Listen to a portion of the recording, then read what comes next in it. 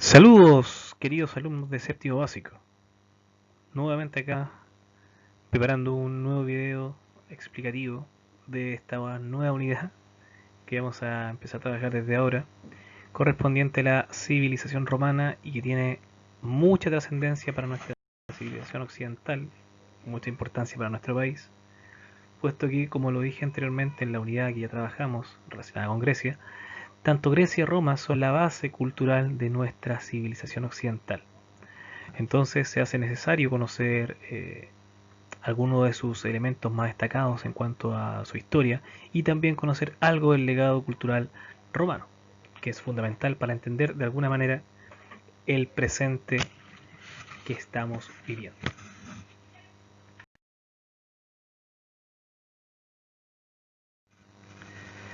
A ver, cuando hablamos de la historia de Roma, es muy importante, muchachos, que hagamos la siguiente análisis.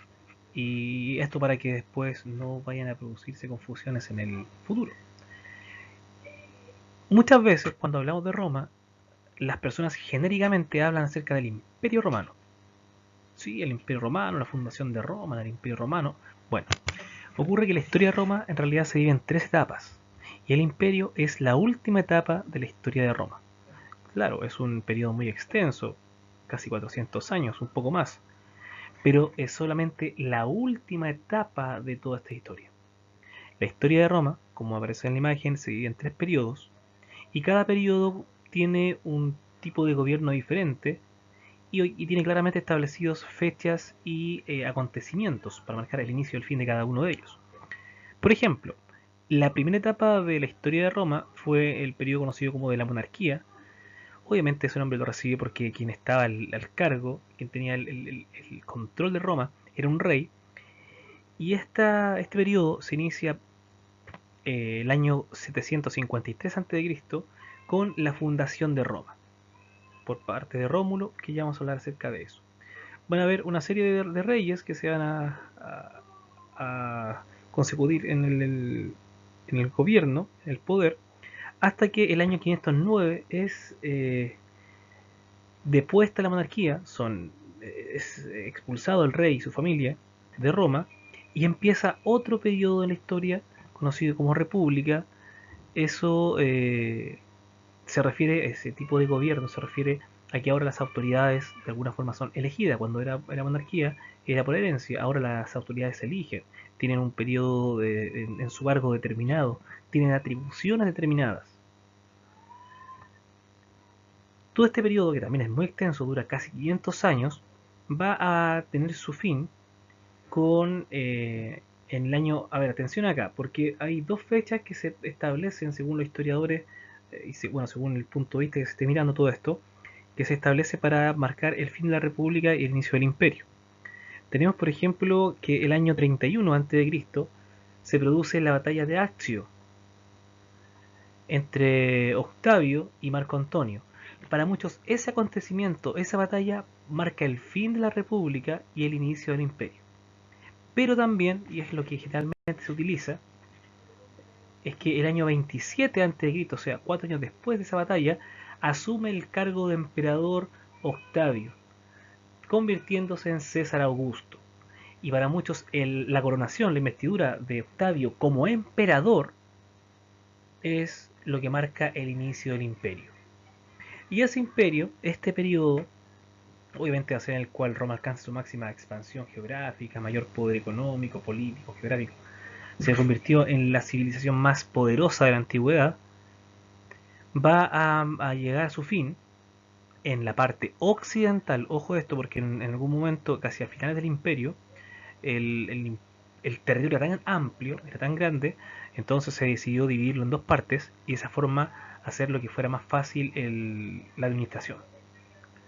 Entonces la parte occidental, la que tenía capital en Roma, va a caer el año 476 después de Cristo, fecha en donde el último emperador romano, llamado Rómulo Augusto, que era un joven, un adolescente de aproximadamente 14 o 15 años, es depuesto, es sacado del cargo y ahora va a ocupar su puesto un general de origen érulo. Entonces ese acontecimiento marca el fin. Los érulos eran un pueblo que se ubicaba más al norte de Roma. Ese acontecimiento se establece como el fin del Imperio Romano de Occidente. ¿Por qué digo esto? Porque en Oriente el concepto de imperio va a seguir existiendo hasta el año 1453, o sea, harto tiempo después. ¿Ya?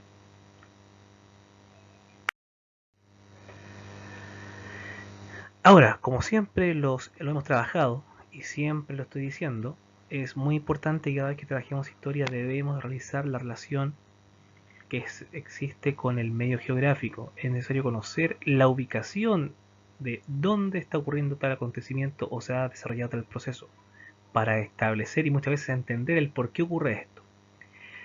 Roma, genéricamente hablamos de Roma a todo el territorio que en algún momento ocupó esta civilización, pero Roma se inicia siendo una ciudad. Esa ciudad está ubicada donde todavía se encuentra Roma. Roma aún existe, Roma es la capital de Italia. Pero en ese entonces, debemos decir que Roma va a ser una aldea que con el paso del tiempo se transformó en una ciudad que va a surgir en la parte central de la península itálica, específicamente. Acá se encuentra Roma, en la parte casi central de, como decía, de la península itálica, específicamente en una zona de este lugar conocido como el Lazio. Y específicamente ya para acotar mucho más el espacio, eh, frente o a orillas del río Tíber, frente a una isla que se encontraba en ese río, una isla conocida como la isla Tiberina, que era la única forma o el único lugar por donde se podía atravesar de un lugar al otro de ese río. No era un gran río, no era tan profundo, pero sí complicaba mucho el hecho de traspasar de un lugar a otro. Y ese traspaso únicamente se hacía por ese lugar. Entonces aquí esto es importante, ¿por qué? Porque cuando hablamos de Roma, debemos hablar acerca de dos orígenes. Roma tiene un origen mítico y Roma tiene un origen histórico.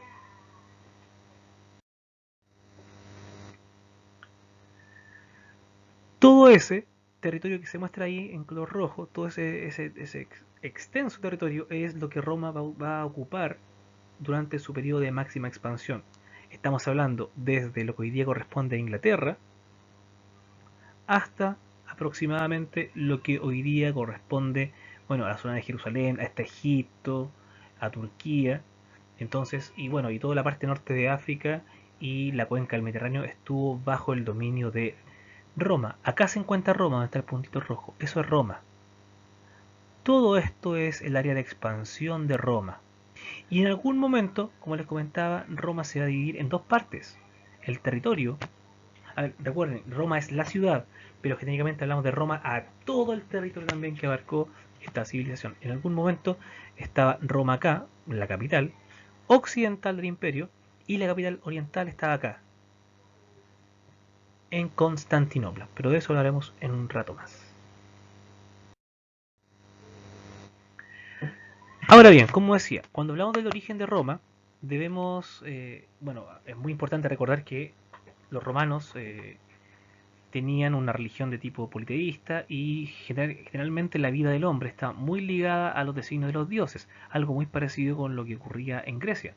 Por lo demás, Grecia va a ser de gran influencia para Roma. Ya ustedes recordarán en el ámbito arquitectónico, escultórico, en la organización, etcétera. Ahora bien, el origen mítico dice, así a modo muy rápido, que Roma fue fundada por eh, un rey llamado Rómulo, que tenía un hermano que se llamaba Remo, y ambos habían sido hijos de la unión, habían nacido de la unión entre el dios Marte y una muchacha llamada Rea Silvia.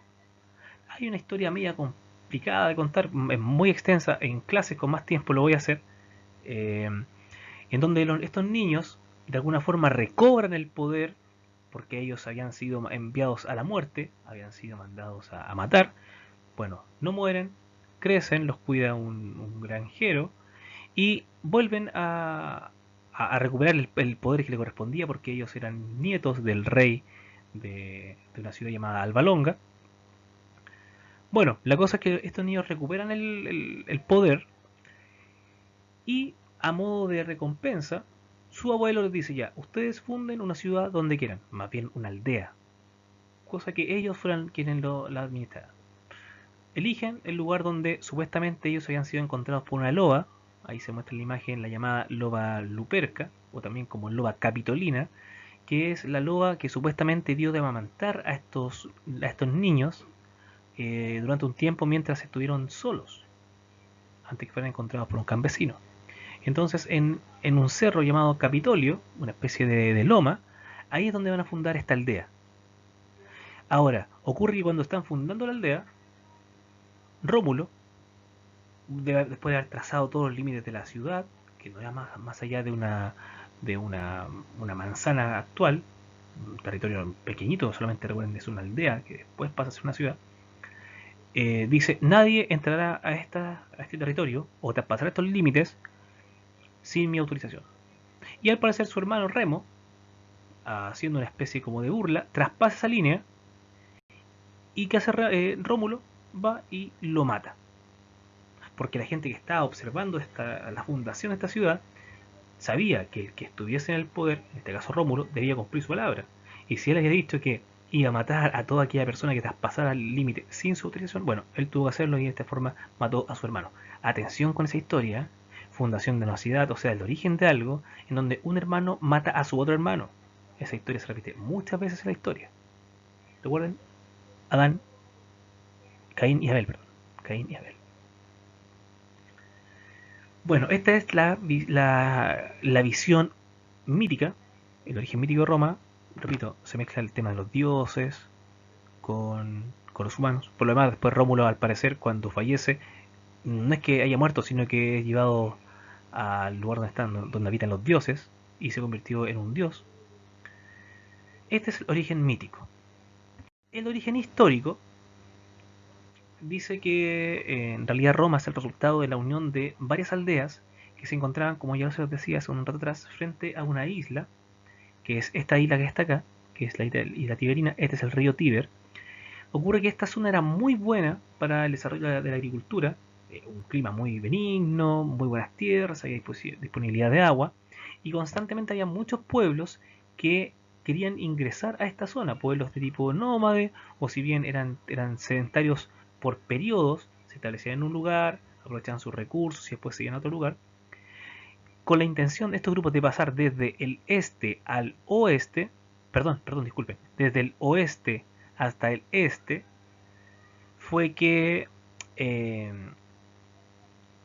estas aldeas se unen, aldeas que estaban sobre 7 cerros o siete montes, no piensen que son cerros gigantescos, son solamente algunas lomitas solamente, pero se unen estas aldeas con la intención de impedir que la gente atraviese a través de ese lugar, que es la isla Tiberina. Entonces, de esa forma se organiza algo conocido como el Septimontium. El Septimontium es la unión de estas colinas, por lo demás el nombre Septimontium se refiere a 7 montes, que se van a unir no solamente de forma como acuerdo, sino que también se unen, se organizan y son rodeadas por una especie de empalizada, una especie de muro, para hacer una, comillas, única gran aldea. Y de ahí en más es que surge la ciudad de Roma, que fue fundada en el año 753 a.C.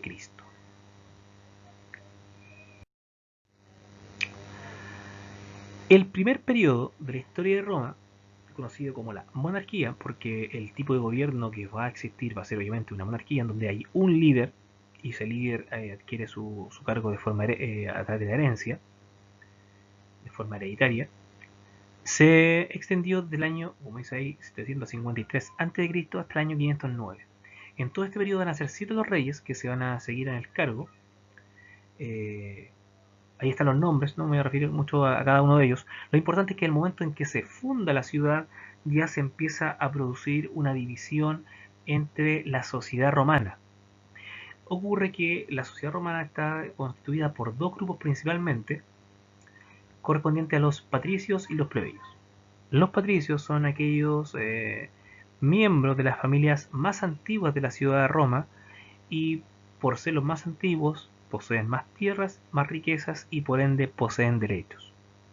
A diferencia de los plebeyos, que son descendientes de familias que llegaron posteriormente, son hombres libres, eso hay que dejarlo muy claro, no son esclavos, son hombres libres, pero poseen muy pocas, comillas, posesiones y también poseen muy pocos, más, no poseen derechos.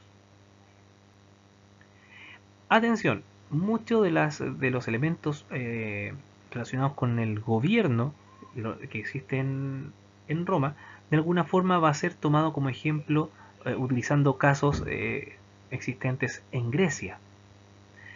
De aquí en más, muchas de las cosas que hablemos de Roma ya van a haber sido o se van a repetir, pues ya se habían producido en Grecia.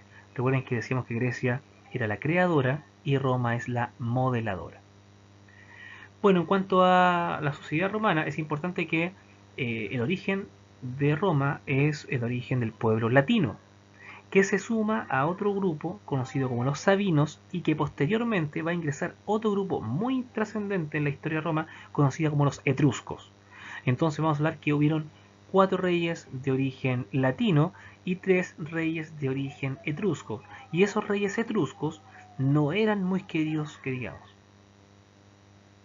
Por ejemplo, bueno, ahí se alcanza a ver Tarquino Prisco, Servio Tulio y Tarquino el Soberbio. Ellos van a ser los reyes de origen etrusco.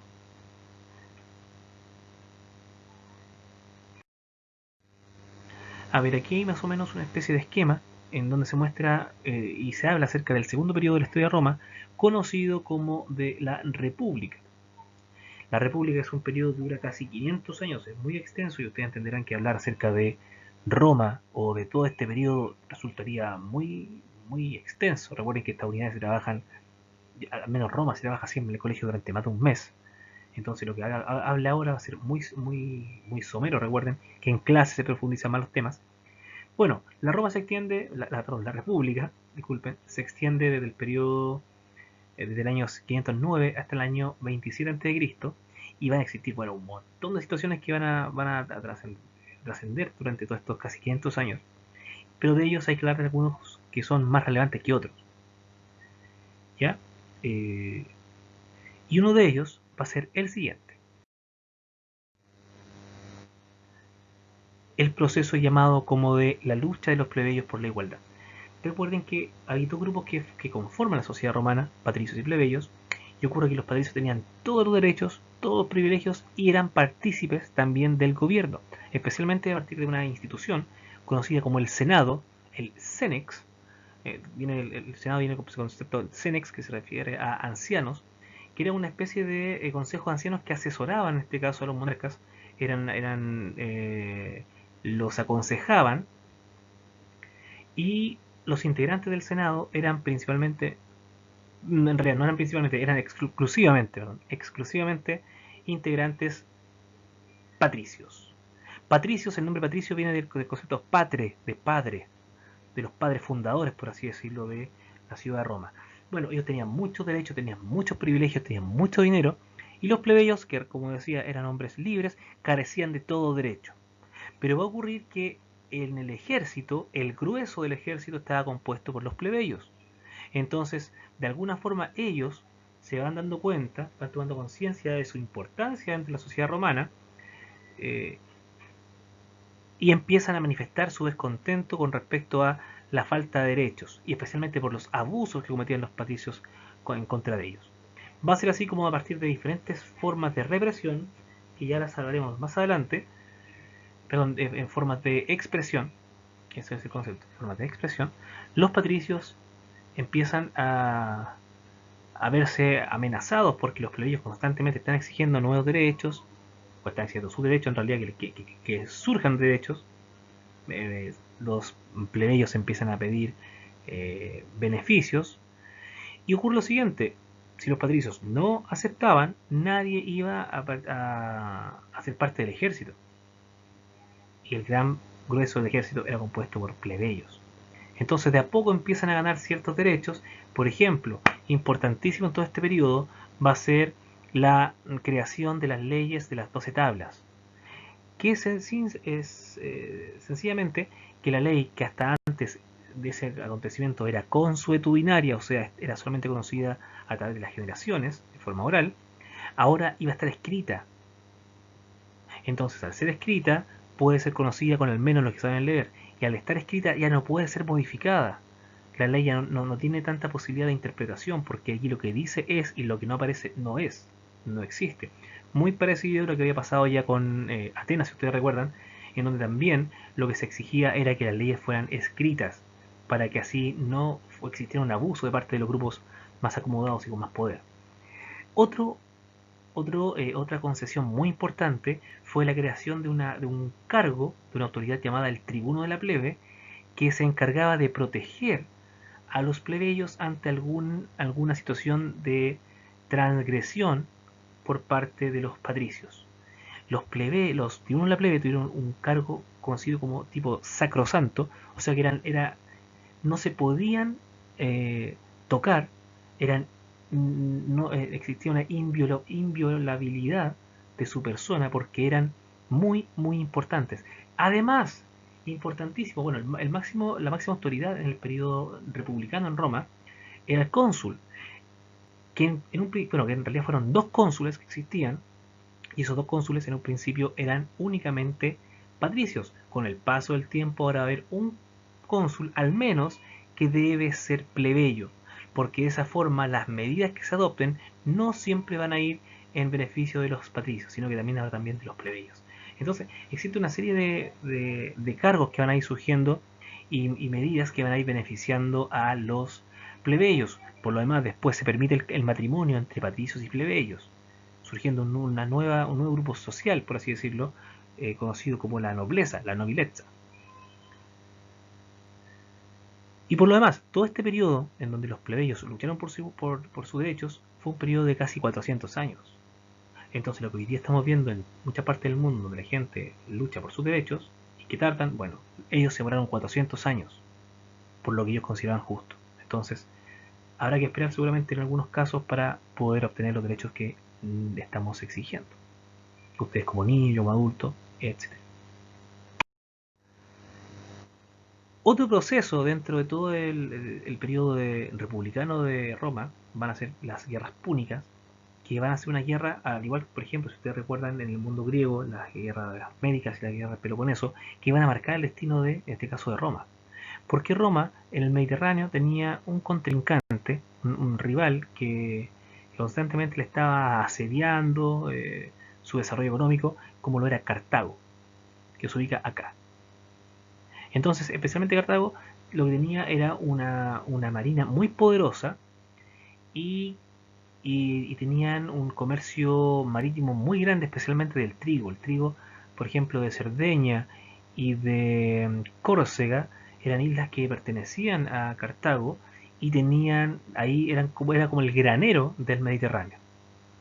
Entonces Roma, con la intención de también aumentar su poder económico, de alguna forma empieza a someter a Cartago a diferentes situaciones. Van a existir diferentes batallas, diferentes enfrentamientos.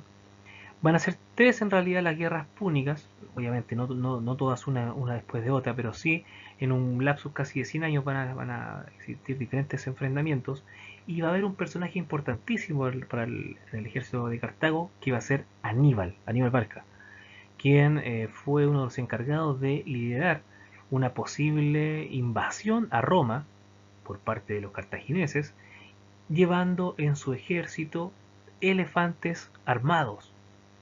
O sea, no es que los elefantes andan con espadas ni con flechas, no. Pero sobre su lomo llevaban una especie de carros en donde se aparapetaban lanceros, qué sé yo, personas con flechas, y era como el tanque de la antigüedad, para que ustedes entiendan. Entonces, se dice que, bueno, Aníbal atravesó los Alpes con elefantes, con un ejército gigantesco, y de ahí viene un concepto que se conoce como el Aníbal ad portas, porque Aníbal llegó casi a la entrada de Roma, fue repelido para la fortuna de Roma por su ejército, pero Aníbal estuvo de cabeza a Roma. Quizás por un tema de organización, por un tema por ahí que hay de tradiciones, Aníbal podría perfectamente haber llegado a Roma y haber acabado con la civilización romana. ¿Qué hubiese ocurrido después? Bueno, no sabemos qué hubiese ocurrido si Aníbal toma Roma y la hace desaparecer. Bueno, ocurre que después de todo este proceso, Roma va, especialmente después de la batalla de Sama, va a a demostrar un poder por sobre Cartago y se convierte en la potencia marítima de el Mediterráneo. Es más, Roma toma como ejemplo muchos de los barcos cartagineses para adaptarlos a sus necesidades.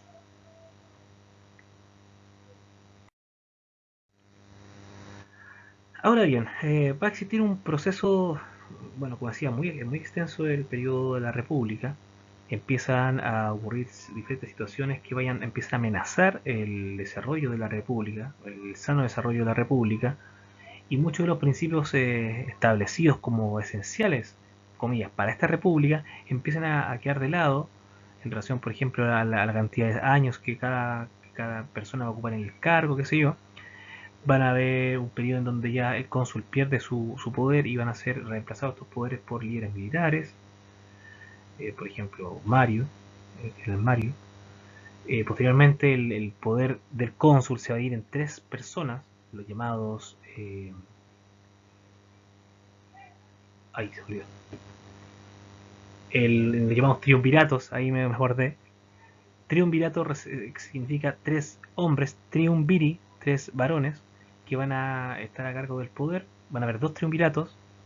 Y ocurre que en el último triunvirato, en clase vamos a hablar mucho más en detalle de ello, se enfrentó Marco Antonio y Octavio, para ver quién era el que quedaba con todo el poder de Roma. Y en este sentido va a ser Octavio quien vence a Marco Antonio en la batalla de Accio, y ese acontecimiento se entiende que pone fin a la república y se da inicio al imperio. Y como dice ahí, el emperador, que va a ser quien ahora va a ocupar todo el cargo, tiene mucho poder en su persona. Es Augusto, entendido que es un concepto como de elegir a los dioses, está a cargo del ejército, está a cargo del poder de la administración de Roma y también está a cargo de la religión. Y por lo demás, cada emperador tiene poder por sobre la vida y la muerte de las personas.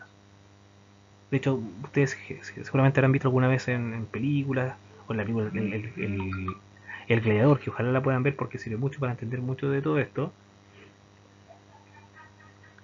Eh, y ahí se ve cuando el emperador subía el dedo, lo bajaba, de esa forma él hacía un designio de si aprobaba o no la muerte de alguien. Él es más, tenía tanto poder por sobre la vida y la muerte que alguien que estuviese condenado a muerte, él podía permitir dejarlo vivir, demostrando todo su poder. Atención con esto, la mayor demostración de poder por sobre alguien no es matándolo, es dejándolo vivir, sabiendo esa persona que merecía morir. Ojo con eso. Bueno, el imperio va a ser todo este periodo que se extiende desde el año 27 a.C. hasta el año 476 después de Cristo. Obviamente también ocurren muchas situaciones, las cuales no podemos hablar por un tema de tiempo, pero ocurre que en este periodo otro proceso que es trascendente para la historia de Roma y en realidad para la historia del mundo occidental, incluso para nosotros, es el surgimiento del cristianismo. Seamos o no creyentes, seamos o no cristianos, esta nueva religión va a marcar un antes y un después en la historia. Bueno, no solamente porque se habla de antes y después de Cristo, sino que los cambios que se van a producir en Roma son tan grandes y lo que pasa posteriormente durante la Edad Media, que es importante conocer. Ocurre que con el nacimiento de Jesús, aquí no estoy hablando si Jesús fue o no fue el Hijo de Dios, si existió o no existió, es simplemente lo que ocurre con el surgimiento de esta religión, que quede claro. Eh, Durante el periodo del emperador Tiberio es que nace Jesús en, en la zona de Israel, el actual Israel, y de ahí en más empieza, bueno, Cristo ya al crecer empieza a entregar un nuevo mensaje a las personas. Por ejemplo, y habla acerca de un concepto que es, pero impensado en la época, y en realidad, más que por el tema religioso, se dice que todo esto habría ocurrido, la muerte de Cristo, más que nada por un tema político. Porque, por ejemplo, Jesús habla y dice que todos somos iguales y somos hijos de un mismo Dios. Bueno, por lo demás, existe una confrontación porque el cristianismo habla de un monoteísmo, de un solo Dios. Recuerden que los romanos creían en muchos dioses. Entonces decir que éramos todos iguales, eso atentaba contra uno de los principios fundamentales de Roma, porque Roma se basaba en la existencia de esclavos. Bueno, y así un montón de mensajes que al parecer Jesús los dijo y transgredían los principios básicos de Roma. Por ende, bueno, es muerto Cristo al parecer, y de ahí en más surge mucha gente que continúa con estos mensajes de Cristo. Se empieza a organizar una nueva religión de forma oculta, puesto que quienes exponían sus creencias en Cristo podían ser acusados de estar en contra del imperio. Y como decía, la trascendencia de todo esto va más allá del tema religioso, sino que desde el punto de vista político para Roma va a ser un gran cambio. Bueno, como decía, los cristianos fueron perseguidos durante mucho tiempo, fueron muertos, fueron crucificados, fueron llevados al circo. Bueno, el circo es un lugar donde se desarrolla como el Coliseo, para que ustedes sepan. Los mataban con animales, diferentes fueron los quemaban. Bueno, un montón de situaciones a partir de las cuales a ellos no los mataban.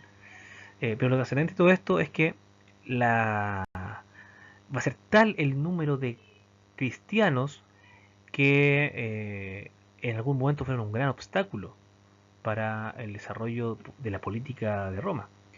Diocleciano va a llevar a cabo la última gran persecución con la idea de exterminar a los cristianos. Han existido muchas veces en la historia persecuciones a personas que creen de una forma diferente. Ojo con eso. También eso se repitió durante el siglo XX. Pero va a ocurrir que, como decía, para darle una especie de estabilidad a Roma que ya estaba muy convulsionada, y aquí atención, chiquillos, lo que lo voy a decir ahora, para que una civilización desaparezca y pierda su poder, generalmente no ocurre que otra civilización venga y les tome ese poder o lo haga perder. Lo que ocurre es que en la misma civilización en la que se ve enfrentada a diferentes problemas, diferentes procesos que empiezan a generar o crear las situaciones para que esa civilización que era tan poderosa empiece a perder y desaparezca. Y ese fue el caso de Roma. Porque ¿qué hace Constantino? Como de Roma estaba tan convulsionada y tenía el problema, comillas, de los cristianos, que dice lo siguiente ya, de ahora en adelante, supuestamente Constantino tuvo un sueño donde apareció un ángel y un montón de cosas. Él dice ya, de ahora en adelante los cristianos pueden desarrollar sus rituales sin ningún problema. Se hace una especie de ley de tolerancia. Pero con el paso del tiempo, quizás por los buenos resultados que tuvo todo esto, es que Teodosio, ¿qué es lo que hace? Un emperador que viene posterior a Constantino. En el edicto de Tesalónica, ¿qué es lo que dice? La religión católica es oficial del imperio. Más bien, la religión cristiana va a ser la oficial del imperio. Y al ser la oficial, es que el cristianismo se transforma en religión católica, comillas, universal. O sea, haber sido una religión perseguida, a ser una religión aceptada, se convirtió en la única religión que podía existir en Roma. Y es por eso que todo este territorio que perteneció al Imperio Romano, de alguna forma tuvo influencia del catolicismo. Es por eso que fue en la Edad Media va a ser la religión más profesada hasta el surgimiento del Islam.